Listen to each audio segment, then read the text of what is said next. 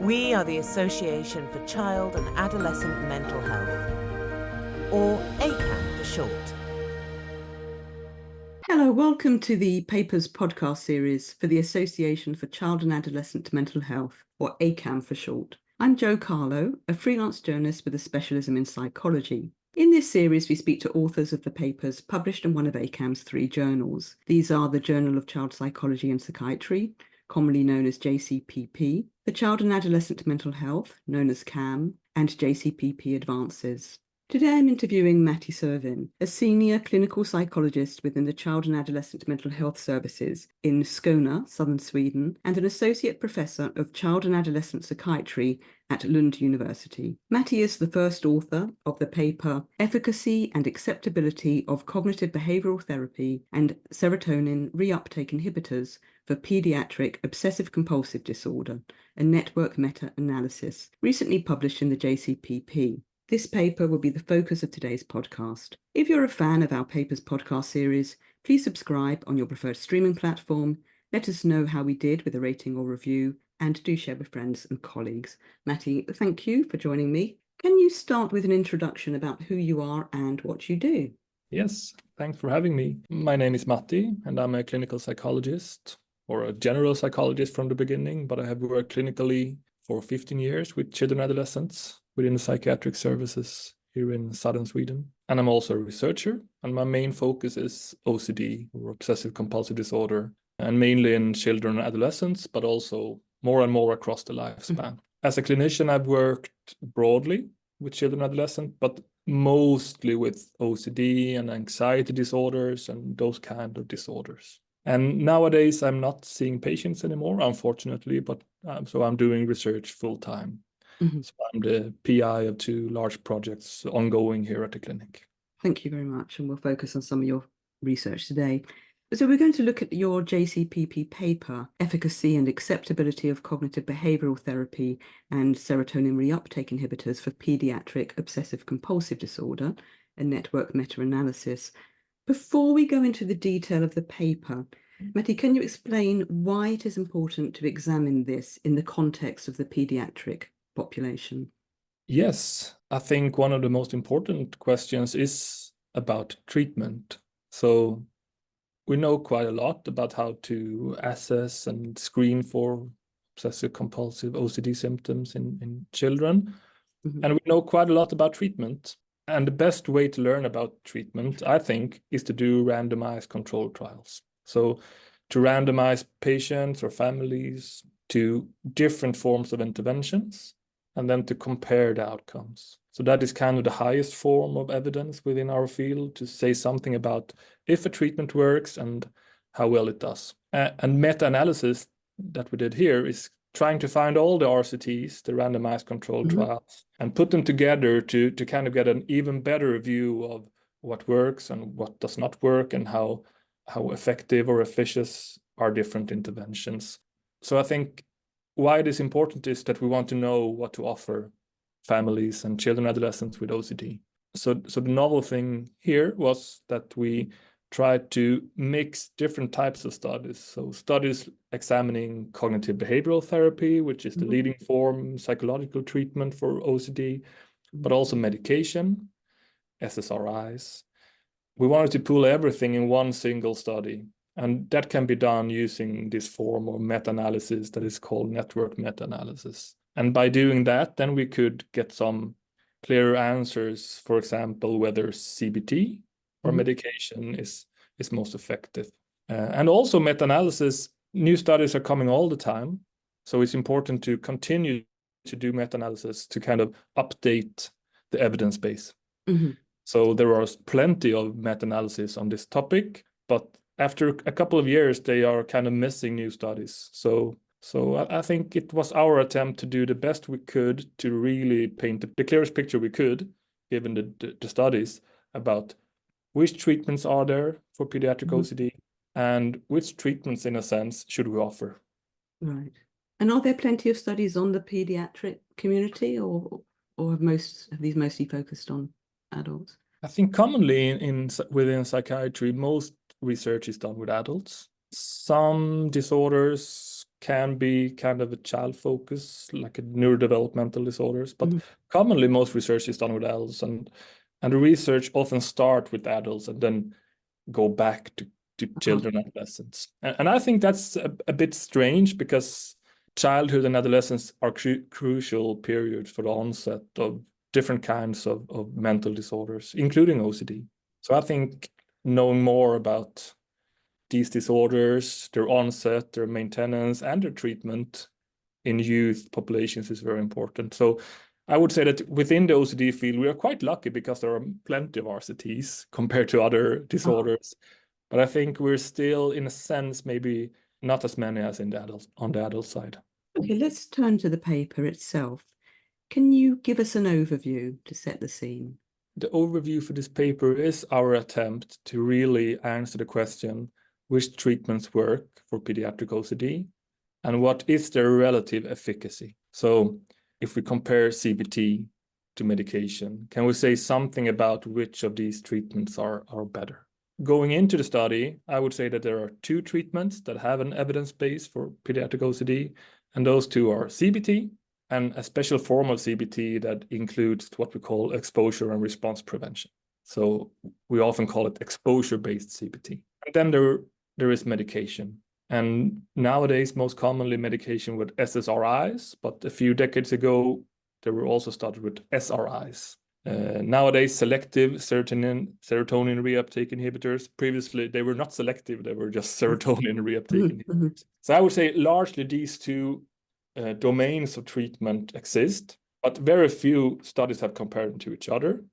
And then we also have another development that CBT have traditionally been conducted in person. So we see a patient at the clinic and we do stuff, hopefully exposure. But with the technological development, the internet and the cell phones, access to internet, I would say, is maybe the main thing. New forms of delivery of CBT have emerged. For example, CBT delivered via webcam, like we do today, or over the telephone. So it's kind of you're having like an in-person session with the patient, but you're doing it from different places. So that is a new form of CBT that has been tried out in a couple of trials. And then we have an even newer development that is called internet-delivered CBT. And that is a form of CBT that approaches more of a self-help approach to treatment. So the promise of iCBT, I would say, is that or internet-delivered CBT, is that if a therapist maybe puts down 60 or 90 minutes per week traditionally, in internet-delivered CBT, that might be 15 minutes. If that form of treatment works, we can save a lot of resources and deliver treatment to more patients. The patients do not have to come to the clinic, and that can be an obstacle for many families, to have to drive to the clinic or take the bus or train. So both these kind of remotely delivered forms of CBT over the phone, webcam, and also internet-delivered CBT has that advantage that the families don't have to come to the clinic. So a lot of new RCTs have emerged, but those new forms of CBT have often been pooled with traditional CBT. We wanted to know if there are differences between different forms of CBT delivery. And we divided the studies into 3 groups of delivery. What we call traditional in-person CBT, and then remotely delivered CBT, where the full treatment is delivered by phone or by webcam. And that mirrors the traditional treatment protocol. You often have 1 session per week, 60 minutes per week. And then we have this 3rd form of CBT, that is the internet-delivered CBT, where the families and the patients themselves do almost all of the work. And they work in a platform digitally, and they get all the information in writing and maybe small movie clips and quizzes. And then they have support by a therapist, but that is often by chat. So 3 forms of CBT: in-person, remotely delivered, and internet-delivered. So we want to see if there are any differences between them. Very interested to get to your findings, but is there anything more you want to tell us about the methodology that you use? And maybe a bit about the meta-analysis. I always want to do meta-analysis because you learn so much from them, and I always forget how hard they are to conduct. So what you do is that you search for all possible articles that could be relevant for your research question. And in this case, it was the treatment of pediatric OCD, and studies in the form of randomized controlled trials.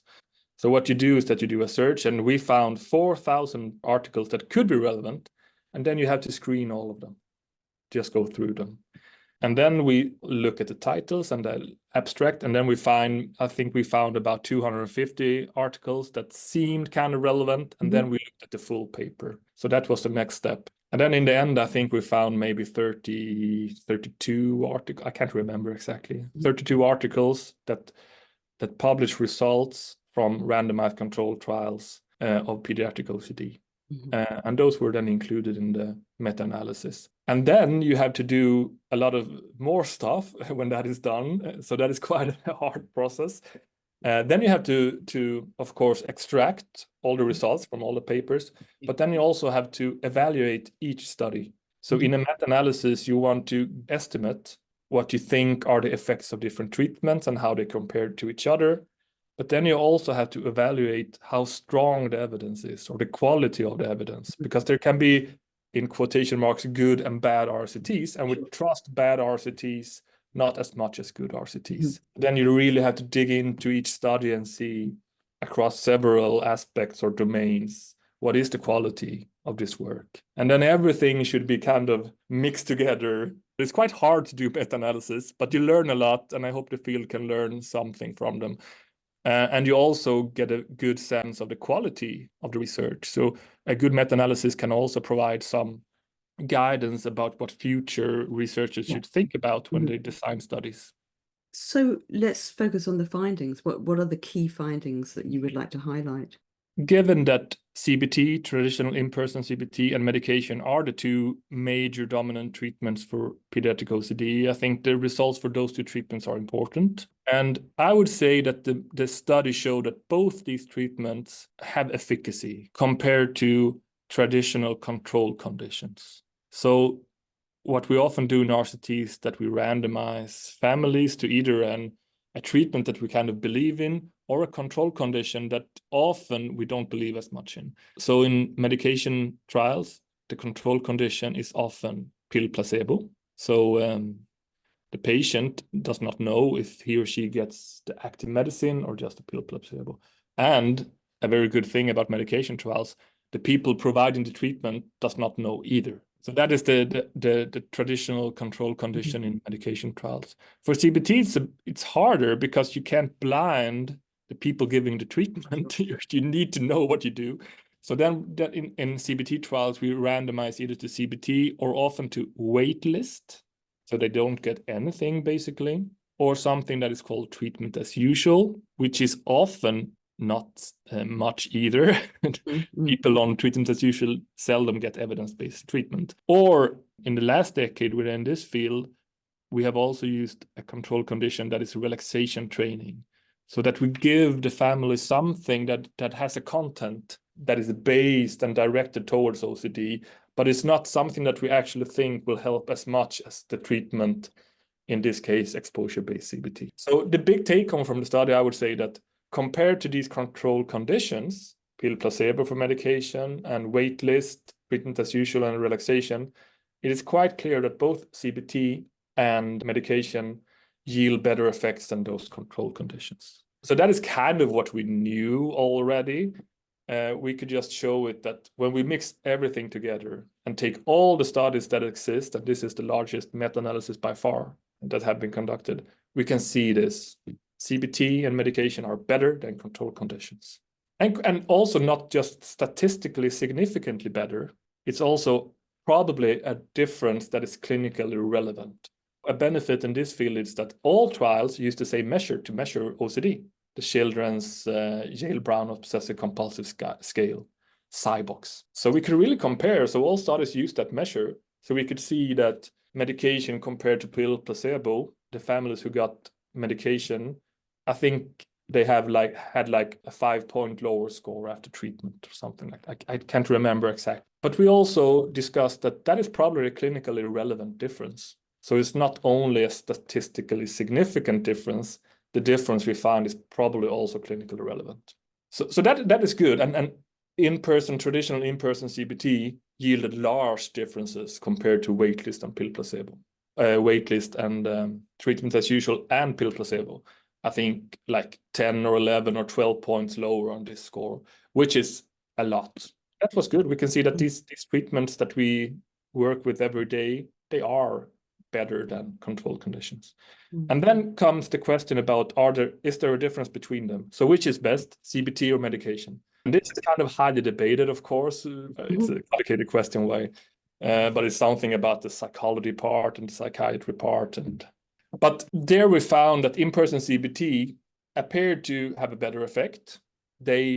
People who got that treatment had lower scores on this severity measure after treatment than those in medication. But very few trials have directly compared it. In network meta-analysis, you can also do indirect comparisons. This is kind of a technical question, but if you have many trials, and some trials have compared CBT to waitlist, and other trials have compared CBT to medication, and some trials have compared medication to waitlist, for example, you can kind of mix everything together to see how each treatment fare against each other. So the CBT versus medication question was kind of left unclear. CBT yielded a 3-point lower score on Cybox after treatment, but this difference was not statistical significant. So the uncertainty interval or the confidence interval around this estimate included 0. And our confidence, that is an important thing in meta-analysis, our confidence in that estimate was also low. So we were a bit uncertain about what the real, in quotation marks, between CBT and medication. I use a lot of words to explain this, but so in short, for the traditional treatments, in-person CBT and medication are efficacious compared to control conditions. In-person CBT might be a little better than medication. Don't really know because there are too few trials. Right. And did you find anything about the difference between in-person CBT and internet-delivered CBT? Yeah, and that was the other big domain. And this is novel in this study. This has never been done before. So when we mixed all the data together, we also got comparisons when we compared traditional in-person CBT to these two forms of new delivery. So the remotely delivered, where the full treatment is delivered remotely, and the internet-based CBT. And there we found that when the treatment was remotely delivered, it yielded very similar effects as traditional in-person CBT. So there was just a very small difference, and the confidence, I think it was a 1 or 2 point difference after treatment. So that was kind of promising. It doesn't look like you need to be in the same room as the patient to deliver the treatment. But of course, also I think there are 3, maybe 4 trials looking at remotely delivered CBT. So I think our confidence was not super high on that estimate, but I would still say that it's promising. It looks like being in the same room is not necessary. But then, of course, in the individual case, it might be necessary sometimes. In other cases, it's probably better to not be in the same room. It's better that the patient is in the place where they have their difficulties.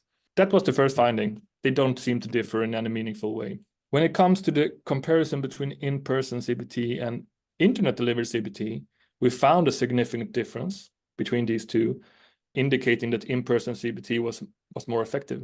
And internet-delivered CBT refers to things like therapist-guided self-help. Yeah, that's more of that. Like the family works through the treatment more on their own, from their homes, often in front of their computers or on their phones, read text and look at movie clips, and then they get exercises that they should do, and they have the support of a therapist, but that support is mostly through text messages. And we found that there was a statistically significant difference between in-person CBT and internet-delivered CBT, indicating superiority of in-person CBT. And this contrasts findings from adults, not only in OCD, but from all over the field.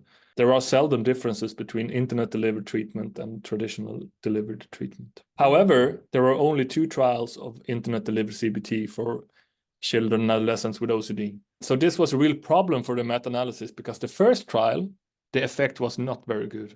They did not get good effect of the treatment. But in the second trial, that was published 2 years ago, the effect was much larger. And both of these studies are from the same research team in Stockholm. So that is a bit worrying in a sense, because we often want independent evidence. But it's also interesting because I know many of them, and they work quite hard to improve the effect of the treatment. They, for example, did separate treatments for younger children and adolescents. They included things in the treatment like a focus on a sense of incompleteness, that is emotional feeling that many patients with OCD get. They worked really hard to improve the treatment, and it looks like they were able to do that. Maybe if only that study was included, we probably wouldn't have found any difference. But now we had one study with kind of poor results and the study with results that mirrored the effect of traditional in-person CBT. Mm-hmm. So I would say this is also a clear result from the study that we really need more trials on internet-delivered CBT. Mm. It's probably therefore too soon to ask this question, but I was wondering what the implications are for policymakers who may favour internet-delivered CBT just for resource reasons? A very good question. As a researcher, I would say that the implications would be that you should be quite cautious. But then I also know from the clinical side that we have waiting lists and resources are few.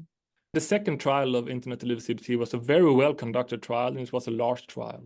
So then we have that evidence that we can get results from this treatment that kind of mirrors traditional CBT. But then also a thing with internet-delivered CBT trials is that many participants are recruited from Facebook and social media, and we don't really know if that group of patients or clients is representative of the families we see within the psychiatric services. So I would say that my conclusion would be for policy that traditional in-person CBT you should be able to offer that to everybody.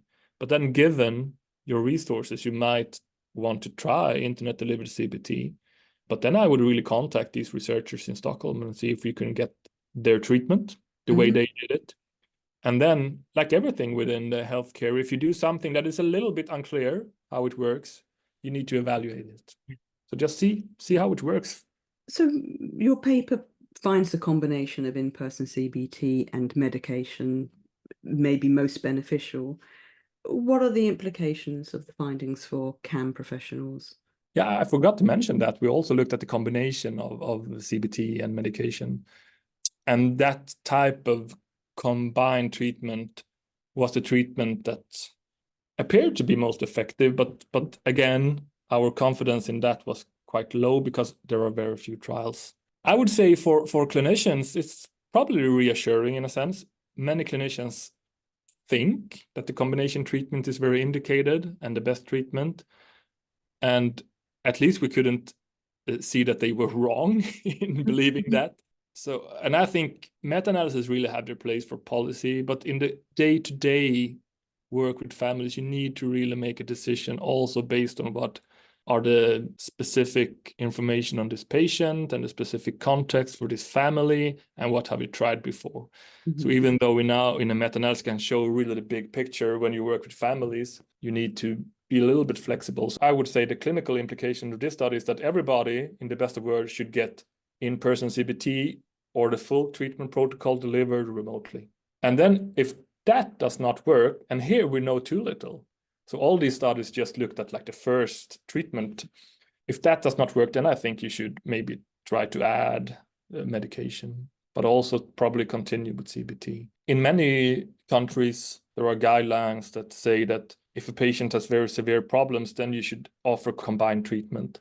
But to my knowledge, there are no evidence supporting that really. So I think an implication of this work is also that I don't think we need more of these traditional RCTs anymore in this field. We know that in-person CBT and medication are moderately effective, but we need to know much more about the most severe patients. How can we help them? The focus has also been a lot of symptoms of OCD, but we know that young people with OCD often have a lot of different problems, depressive symptoms and problems with peers and problems in school. And we know that just helping people with OCD symptoms are seldom enough to really give them back a good life. So I would also say that we need to learn more about the broad picture of these patients and what healthcare services are needed to help them go through life in a good way, finish school, be able to get a job, etc. Yeah, and I think general implications clinically is, first of all, try to identify young people with OCD. because OCD is still often missed within healthcare services and even in psychiatric services. Always screen for it. Probably about 10% of all young people seen in CAMHs meet criteria for OCD. Not all of them, maybe you should prioritize to give treatment for OCD, but many of them you should. So identify them. It's quite an easy disorder to identify. You just have to ask specifically. And when you do, you need to build your services so you're able to offer in-person CBT or CBT delivered remotely, and also have resources to offer medication. And if you're modern, maybe you want to integrate some kind of first step of internet-based CBT, or maybe if the family themselves feel like this would be something that suits us, maybe internet delivery CBT could be integrated within the service delivery model. And of course, in all patient work, you should evaluate the effects. But if you're implementing internet-based CBT, I would be a little bit more careful to really evaluate it. Just to see and ask, and that does not have to be hard. You can ask the families and probably also do like the CY box before and after treatment. So that is also I would say a more meta implication of this work, that if you work with young people with OCD, try to learn the CY box. Do it before treatment. It takes 20 minutes, 25, and do it after treatment. And then you get a good sense of the effect you have gotten in the individual case. But then also when you do that with all patients, you can see how well can we treat OCD at this clinic. And now we have, with this study and other studies, benchmarks you can almost compare to what we find in RCTs. How do we fare? Great. Some useful guidance there for clinicians. Matty, is there anything else in the paper that you would like to highlight? Just a very technical issue for all the RCT researchers out there. I think when we evaluated our confidence in our results, we look at something called risk of bias, and that is specific for the specific study. And one area of risk of bias that is important is missing outcome data. So let's say that you have 100 patients in a study, and 50 of them get CBT and 50 get relaxation training. And then the treatment is initiated, and maybe 12 or 16 weeks after initiation, the treatment is over. And then come the results. So then you interview the patients again and see how they are. And that is the result of the trial. And at that stage, it's very important to try to collect data from all participants in the study. So when you don't do that, that is called missing outcome data. And that is a very important part of the risk of bias assessment. And a lot of trials in this field had a lot of missing outcome data.